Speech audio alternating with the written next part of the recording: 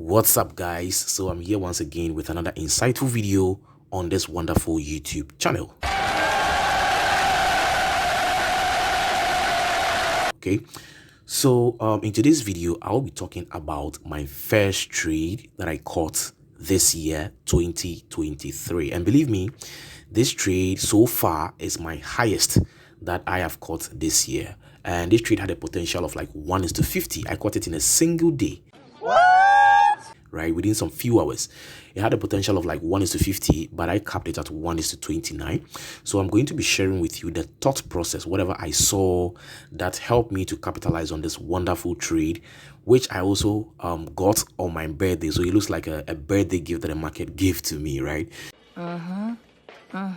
So yeah, real quick, before we step onto the chat, if you're not subscribed, please hit that subscribe button, turn on post notifications so that you don't miss out on other future important videos like this one. Okay, so real quick, let's step onto the chat and let me show you what I've got for you today.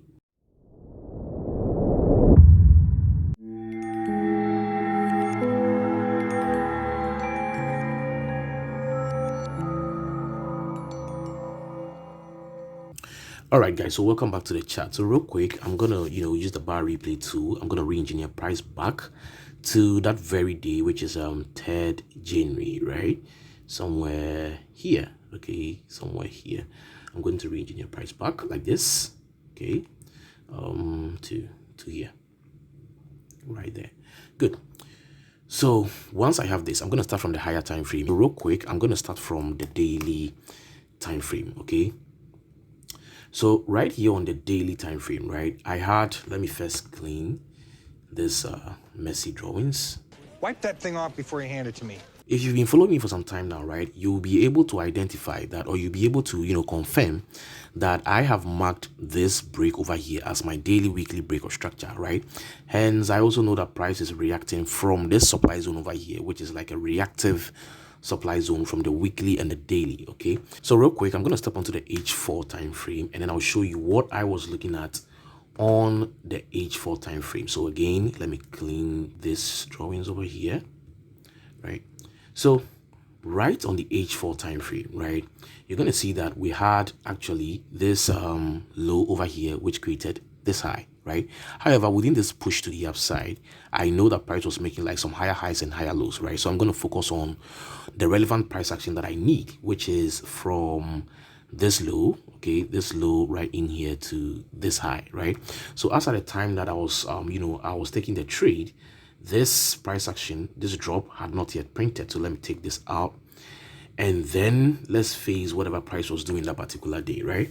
So right in here, I only knew that, okay, I had like 2 points of interest. This was my origin point of interest, or my origin demand, and then I had this one right in here as my my decisional demand. Okay, so I was expecting price to actually make like a drop into any of these zones before I can push to the upside, either the top one or the lower one, before I can push to the upside. So right there, after I've seen this, or after I've marked this point of interest, I'm like, let me delve into intraday time frames or lower time frames to see what price is actually doing. So real quick, I step onto M15.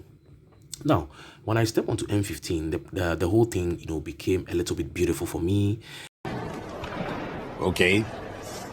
And this is what I was looking at. So real quick, I saw this high, which created like this low, this high, which also created this low. I saw this high, which also created this low, and then this high right in here, which created this low right here. Okay, then fast forward, we had price moving all the way to the upside to take out this high. Okay, so right in here, I saw that the internal time frames was what's switching. So we have switched from a bearish internal price action to a bullish one, right? So right in here, we made a retracement to certain levels. We made a push to the upside, and then this retracement to this push to the upside, right? Now, once I see this, I know that internal time frame, we are bullish. What the hell are you talking about? Right? However, there is something that I also saw. And in as much as we are bullish, that somebody will ask me, why am I selling? If I think we are bullish, why am I selling? Now, on the normal day, right, this was supposed to be, let me clean this first again.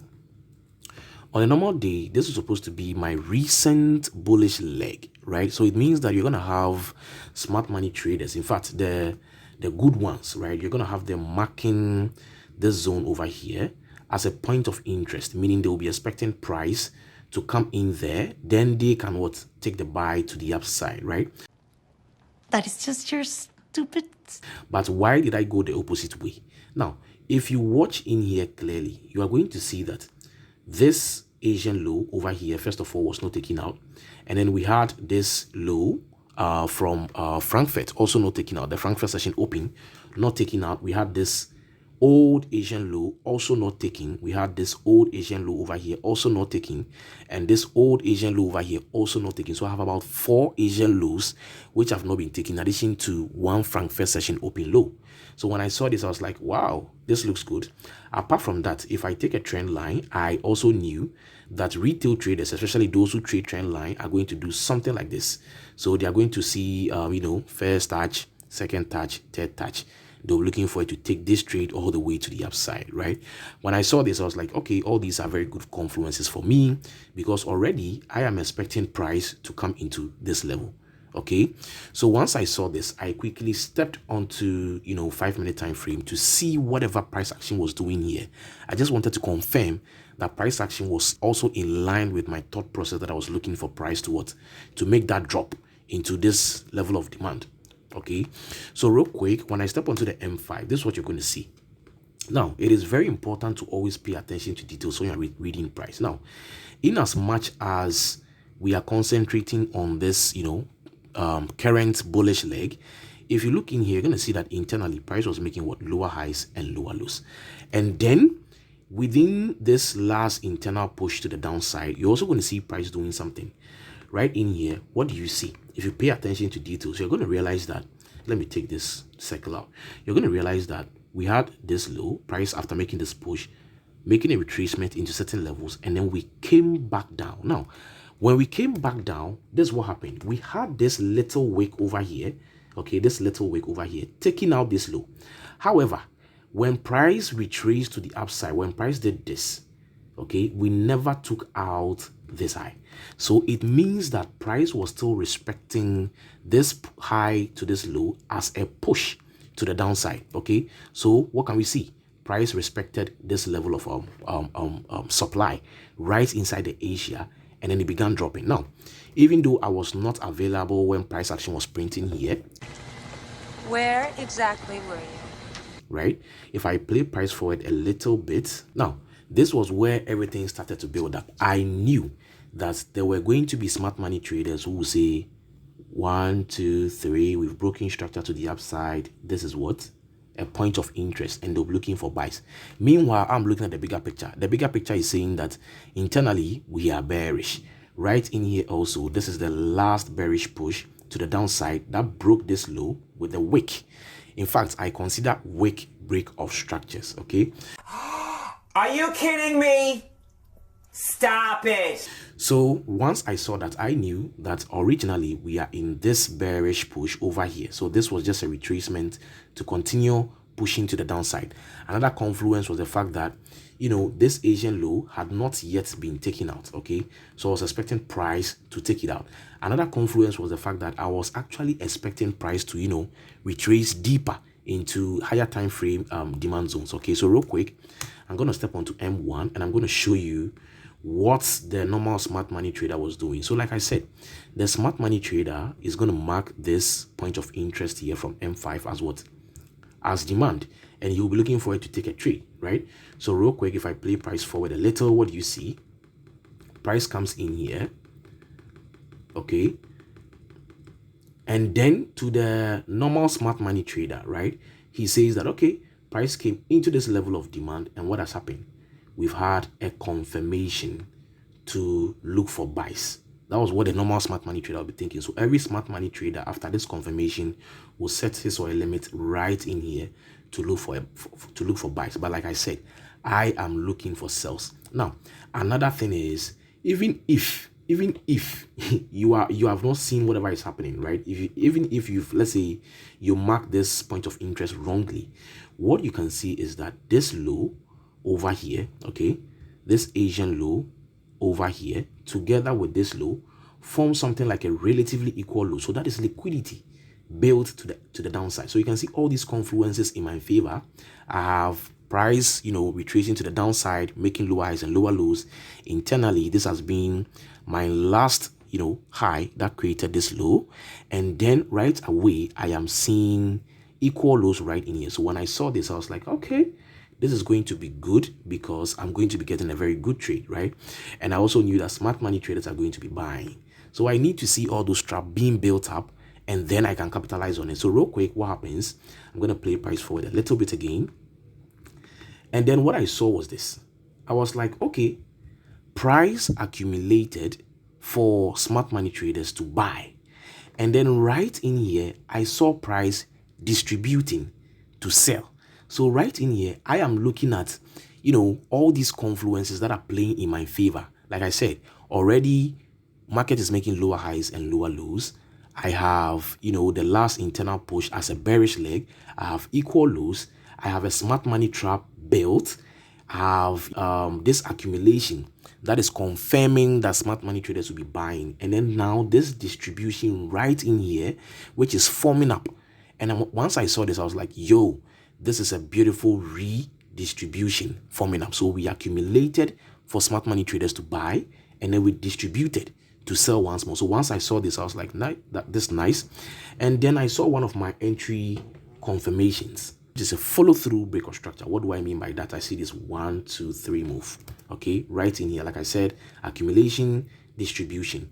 So when we talk about schematics, let me touch on this real quick. When we talk about schematics, it's not just about the labeling of price, say preliminary supply, shakeout, sellers climax, automatic rally, all those nonsense. What a load of crap! You need to understand the logic behind it. So in here, like I said, accumulation to induce smart money traders to buy, and then the reaccumulation being printed in here for the true intention of the market. Mind you, I'm expecting price to dump to the downside. Okay, so right in here, when I saw the reaccumulation with one of my entry confirmations, I was like, this is gold for me. And then I just set my limit right in there. My stop loss very tight for like 2 pip stop loss like this. Okay, and then I pushed to the downside right in here to take out first this equal lows, which also had the Asian low over there, and then secondly to go ahead and take out this level of demand that I'm looking at. Okay, so I was just looking at how price will react to this level of demand, but then lo and behold, we had a spike, and then it took out this level of demand. So after that, where becomes my next target? So mind you, from the higher time frames, I showed you some Asian lows which have not yet been taken out. So this now initially, right, my target was supposed to be to this low over here. Okay, but like I said, I just wanted to take something for like a birthday gift. So instead of taking it all the way to this low, I actually capped it at this low over here for like 1:29. Yeah, so I capped it at this Asian low right in here. Let me show you real quick. This Asian low right in here like this for 1:29. So going back to M1, what happened? If I play price forward, you're going to see this wonderful thing that price did. Trade tagged me in nicely, and then boom, we dropped. Okay, so when price was dropping, I saw this beautiful that I could have added, but I was like, this is not my week to begin trading. Okay, so I had actually not begun active trading, so I decided to ignore this one. However, this was also a beautiful one that I could have taken. So this was the first trade that I took in 2023. Okay, and like I said, it was a birthday gift from the market to me, and it's ended up as a 29R with a potential of 50R, right? You can see like 50 all the way to the downside. So yeah, I hope you found value in this video, and if you did, give this video a thumbs up, leave a comment in the comment section. See you in another educative video within the week.